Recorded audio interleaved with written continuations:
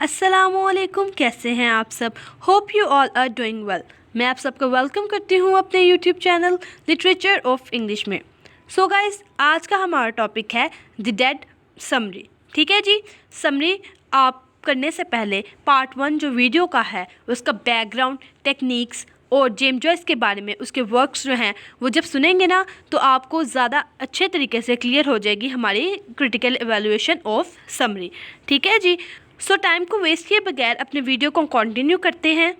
अगर हम बात करें जी द डेड शॉर्ट स्टोरी की, तो इसमें साइकोलॉजिकल स्टोरी है। ये एक पास्ट मेमोरीज के बारे में बहुत ज़्यादा डिस्कशन है। पॉवर्टी को दिखाया गया है और आयरलैंड की सिचुएशन को बताया गया है कि उस टाइम पर आयरलैंड के लोग जो ब्रिटिशर्स के रूल के अंडर थे।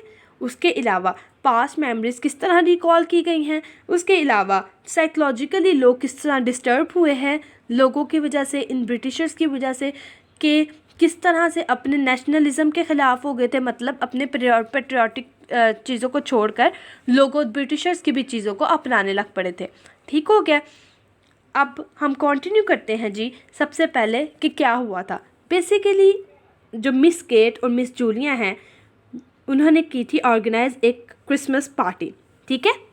क्रिटिकली भी मैं साथ साथ आपको बताती जाती हूँ कि क्रिसमस पार्टी जो थी ये इसलिए की गई थी ताकि आयरलैंड के जो ट्रेडिशन है उसको कंटिन्यू रखा जाए। मिस केट और मिस जूलिया ने अपने आयरलैंड के ट्रेडिशन को कंटिन्यू रखने के लिए वो हमेशा से क्रिसमस पार्टी रखती थी। हालांकि ये दोनों जो थी ये कुंवारी थी और इन्होंने अभी तक शादी नहीं की थी और बूढ़ी हो चुकी थी। ठीक है। लेकिन फिर भी उन्होंने अपने ट्रेडिशन को कंटिन्यू रखा।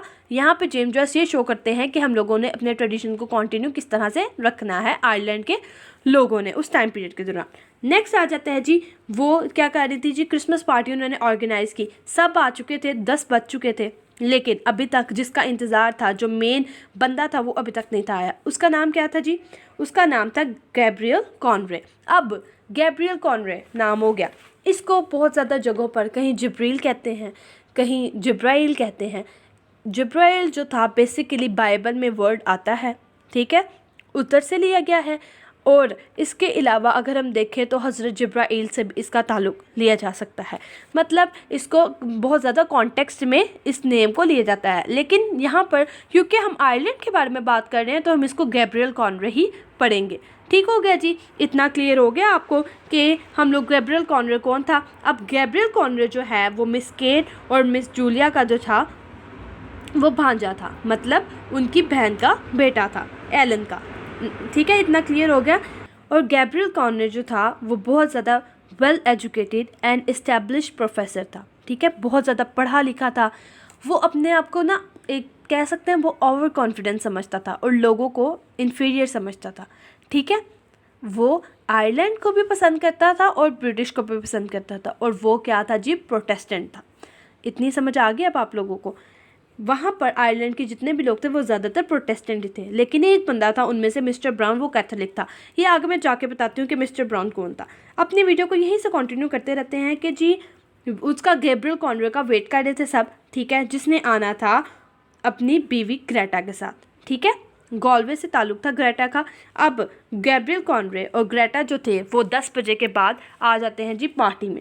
पार्टी में आते सार सबसे पहले जो गैब्रियल की कॉन्वर्सेशन होती है वो किसके साथ होती है? लिली के साथ। अब लिली कौन है? लिली वहाँ की थी हाउसकीपर। ठीक है।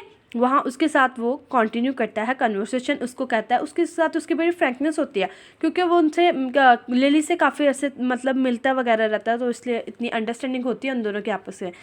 उससे आके कहता है कि तुम अभी भी स्कूल जाती हो, इस तरह की ना उससे बातें करता है, मतलब फ्रैंकली उससे फ्रैंक होता है। तो लिली आगे से कहती है कि नहीं मैं बच्ची हूँ, या इस टाइप की बातें करती है। तो नेक्स्ट फिर क्या होता है जी? उसको कहता है लगता है अब हम तुम्हारी शादी पे ही मिलेंगे। तो लिली को गुस्सा आ जाता है इस बात पे। वो कहती है कि तुमने मुझसे किस तरह की बात की है। बहरहाल गैब्रियल जो होता है उसको एक कॉइन पकड़ाता है और उसको कहता है कि ये तुम ले लो। लिली बहुत सफ़ा मना करती है कि मैंने लेना, फिर भी उसके हाथ में गैब्रियल वो कॉइन रखता है और वो आगे मूव फॉरवर्ड हो जाता है। अब जो होता है ना लिली की कन्वर्सेशन के साथ उसके दिल में ना सोच कन्फ्यूजन आ जाती है। ठीक है। थोड़ा अनकंफर्टेबल सा फील करता है। क्यों अनकंफर्टेबल फील करता है? क्योंकि उसने स्पीच करनी होती है जी आज पार्टी में स्पीच करने के लिए जाना होता है। अब वो जब जा रहा होता है स्टेयर्स पर तो वहाँ पर देखता है जी जो होते हैं ना म्यूज़िक अभी कंटिन्यू होता है। अब जब म्यूज़िक एंड होगा उसका एंड होने का वेट क्यों कर रहा होता है? क्योंकि उसने अपनी स्पीच देनी होती है, लेकिन वो बहुत ज़्यादा कंफ्यूज होता है, अनकंफर्टेबल होता है और नर्वस होता है। किस वजह से? इस वजह से नहीं कि मैं स्पीच कैसे दूंगा, बेसिकली वो इस वजह से होता है कि यहाँ पर जितने लोग हैं, क्या वो मैं इस तरह की कोई कोटेशन कोट नहीं करूँगा शेक्सपियर की या मिस्टर ब्राउन की कि यहाँ पर जितने भी लोग मौजूद हैं वो चाहे वो समझ ही ना पाए। मतलब वो अपने आप को सुपीरियर कंसीडर करता है। वो यही सोचता है कि मैं एक पढ़ा लिखा इंसान हूँ और यहाँ बैठे हुए जितने भी लोग हैं वो इस काबिल नहीं है कि वो इन लोगों की जो कोट्स वगैरह उनको समझ सके, तो मैं इसलिए अच्छे तरीके से आराम से ईजी बातें करूँगा। ठीक है, वो ये बातें सोचता है। उसके बाद नेक्स्ट जो हमारा करेक्टर है हमारे पास फ्रेडी मेलेंस, उसके बारे में बताती हूँ मैं आपको। फ्रेडी मेलेंस कौन था? फ्रेडी मेलेंस जो है वो आंट केट और जो आंट जूलिया है उनका क्या थी जी, उनका दोस्त है और उसका लगता है गैब्रियल का अंकल। अब वो अंकल लगता है, लेकिन जो फ्रेडी होता है ना वो बहुत ज़्यादा ड्रंकन मैन होता है। तो जब वो पार्टी के अंदर आता है तो जो मिस केट और मिस जूलिया होती है ना, वो देख कर गैब्रियल को खुश हो जाती है कि चलो ये फ्रेडरिक को लेकर इसको लुक आफ्टर करेगा और यहाँ से ले जाएगा, इधर उधर कर देगा, ताकि हम लोग जो पार्टी है अच्छे तरीके से गुजार सकें। ठीक है, अब जो अगला करेक्टर है वो हमारे पास आ जाते हैं मिस्टर ब्राउन। मैं कह रही थी ना कि मिस्टर ब्राउन के बारे में मैं आपको बाद में बताऊंगी। तो मिस्टर ब्राउन बेसिकली वो इंसान है जो कि ब्रिटिशर्स को रिप्रेजेंट करता है। ठीक है, ये एक बहुत ज़्यादा फ्लर्टियस मैन होता है और लोग इसको अच्छा नहीं समझते। जिस तरह आयरलैंड के ऊपर उस टाइम पर ब्रिटिशर्स की हुकूमत थी, इसीलिए जो है वो मिस्टर ब्राउन को भी पसंद नहीं करते, क्योंकि वो सूटेड बूटेड और इस तरह की फ्लर्टियस मैन होता है जिस तरह के ब्रिटिशर्स थे। ठीक है, ये बात आपको समझ आ गई। अब नेक्स्ट वहाँ पर जी पार्टी चल रही होती है तो सब कहते हैं जी पेयर डांस करना है। उनका कोई ना आयरलैंड का एक कल्चर होता है कि स्क्वायर में डांस करते हैं। ठीक है, अब पेयर बनाने होते हैं सब ने। तो जी हमारा जो है गैब्रियल, उसका पेयर किसके साथ बनता है जी? मिस मॉली आइवर्स के साथ। अब मिस मॉली आइवर्स कौन है? मिस मॉली बेसिकली जो होती है इसकी फ्रेंड होती है, चाइल्डहुड फ्रेंड, और इसके अलावा नेशनलिस्ट होती है बहुत ज़्यादा। ठीक है, अपनी जो नेशन है उससे बहुत ज़्यादा प्यार करती होती है, और गैब्रियल की तरह ये भी एक प्रोफेसर होती है। लेकिन गैब्रियल और मिस मॉली आइवर्स का जो है ये कंट्रास्ट है, और ये कंट्रास्ट अक्सर पेपर्स में भी आ जाता होता है एज अ क्वेश्चन। क्यों आता है जी? क्योंकि गैब्रियल जो होता है वो ब्रिटिशर्स को भी सपोर्ट करता है और आयरलैंड को भी। ठीक है, डेली एक्सप्रेस के अंदर जो गैब्रियल है वो काम करता है और उनको रिव्यूज़ लिख के भेजता है पर वीक। ठीक है, जिसकी वजह से मिस मॉली आइवर्स जो होती है ना वो इस बात को पसंद नहीं करती। वो स्ट्रिक्टली क्योंकि नेशनलिस्ट होती है, अपने आयरिश कल्चर को पसंद करती होती है, उनकी लैंग्वेज को आगे लेके जाना चाहती है। लेकिन जो होता है ना गैब्रियल सिर्फ सपोर्ट करता है ब्रिटिशर्स को और आयरलैंड को कहता है कि ठीक है, और वो यूरोप को ज़्यादा अच्छे तरीके से समझता है, उसकी लैंग्वेज को प्रमोट करता है, इंग्लिश को। ठीक है, लेकिन जो होती है ना मिस मॉली आइवर्स उसको कहती है कि नहीं, हम आपको अपने कल्चर की तरफ भी ध्यान देना चाहिए कि ये तुम्हारा अपना लैंड है। लेकिन जो आगे से गैब्रियल होता है वो कहता है he is sick of his country, कि वो अपनी कंट्री से जो है थक चुका है। मतलब वो अपनी कंट्री को इतना कुछ खासा पसंद नहीं करता होता। कौन जी? गैब्रियल जो होता है। और मिस मॉली आइवर्स और गैब्रियल के दरमियान इस बात पे बहस होती है। मिस मॉली आइवर्स उसको कहती है कि तुम आओ गॉलवे में, वहाँ पर जो है हम अच्छे तरीके से थोड़ा ना वेकेशंस को स्पेंड कर लेंगे। ठीक है, लेकिन वो इस बात को पसंद नहीं करता क्योंकि वो अपने आयरलैंड को अच्छा नहीं समझता होता कुछ ज़्यादा, वो ब्रिटिशर्स को ज़्यादा सपोर्ट करता होता है। ठीक है, तो ये चली जाती है। खैर, मिस मॉली आइवर्स जो है वो इनके आपस में थोड़ी आर्ग्यू करते हैं, जिसकी वजह से मिस मॉली आइवर्स डिनर किए बगैर ही यहाँ से चली जाती है। अब जब मिस मॉली आइवर्स यहाँ से चली जाती है डिनर किए बगैर ही, तो जो हमारे पास है ना ग्रेटा, जो कि गैब्रियल की वाइफ है, वो उससे आके पूछती है कि क्या हुआ था ना मिस मॉली के साथ, तुम क्या कन्वर्सेशन कर रहे थे? तो वो उसको बताता है कि वो मुझे कह रही थी कि हम गॉलवे चलते हैं, ठीक है, अपनी वेकेशंस को गुजारने के लिए। लेकिन वो ग्रेटा बहुत खुश होती है इस बात को सुन के।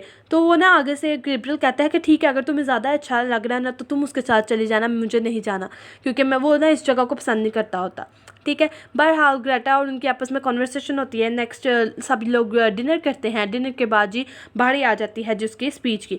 वो उधर जाता है, स्पीच करता है जाके अच्छे तरीके से, और बहुत अच्छी स्पीच होती है। इसमें वो सबसे पहले तो थैंक यू करता है अपनी आंट केट और आंट जूलिया का। उसके अलावा वो बताता है कि जी जनरेशन गैप किस तरह से हो रहा है, लोग ट्रेडिशन को अपने भूल रहे हैं और जो है ना दूसरे कामों की तरफ पढ़ रहे हैं, ठीक है, अपने जो है जनरेशन को आगे नहीं लेके जा रहे हैं, मतलब उनको अपने किसी भी चीज़ के बारे में पता ही नहीं है, वो बस जो है ब्रिटिशर्स के रूल को अपना रहे हैं। बेसिकली तो वो ब्रिटिशर्स का नाम नहीं लेता, लेकिन उनका कहने का मतलब यही होता है कि किस तरह से जी हमारे ट्रेडिशन का चेंज हो रहा है, कि ट्रेडिशन को अपनाया नहीं जा रहा, ठीक है।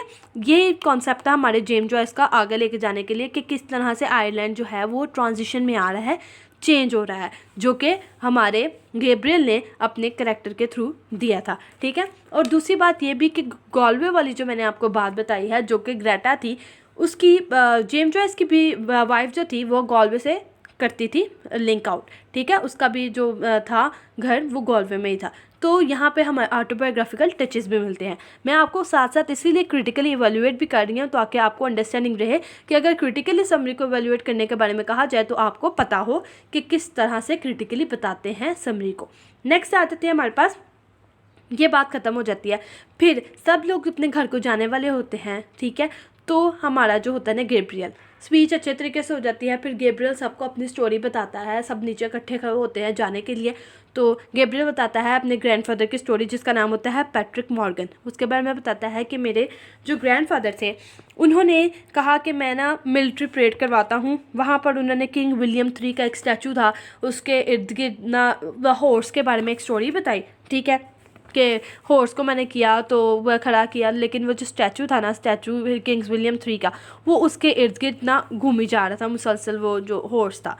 ये उसने वैसे एक इतनी कोई ख़ास इंपॉर्टेंट स्टोरी नहीं थी, बट इसमें ये था कि गैब्रियल जो था ना वो ख़ुद भी इमिटेट कर रहा था इस चीज़ को और लोगों को करके दिखा रहा था कि वो किस तरह से किंग विलियम के स्टैचू के इर्द गिर्द घूम रहा था, ठीक है। एक ये बात थी आ जाती है जी हमारी समरी के अंदर। उसके बाद जो सबसे जो इम्पोर्टेंट हमारा जो मेन थिंग है वो ये है कि एक लड़की जो होती है ना वहाँ पर खड़ी होती है, म्यूज़िक सुन रही होती है। कौन सा म्यूज़िक सुन रही होती है? द लास्ट ऑफ एग्रम का, जो कि DRK गा रहा होता है, ठीक है। ये सुन रही होती है, पीछे से वो देखता है तो उसको पता लगता है कि जी वो तो ग्रेटा खड़ी है। वो उसको देख के बहुत पैशनेट फीलिंग उसको आती है अपनी बीवी को देख के, ठीक है, वो बहुत खुश होता है। लेकिन दूसरी तरफ अगर हम लोग देखें ग्रेटा को, तो वहाँ पर वो खड़े होकर बहुत कुछ सोच रही होती है। उसके गाना किसी चीज़ की याद दिला रहा होता है, कुछ रिकॉल करवा रहा होता है, कुछ रिमेंबर करवा रहा होता है। तो वो बहुत ज़्यादा ना अफसरदा सी हो जाती है। बहरहाल वो अपने वहाँ से निकलते हैं उस पार्टी से और वो जाते हैं जी अपने रूम में। वहाँ पर जब वो अपने रूम में जाते हैं तो वो ग्रेटा से पूछता है गैब्रियल कि तुम इतनी ज़्यादा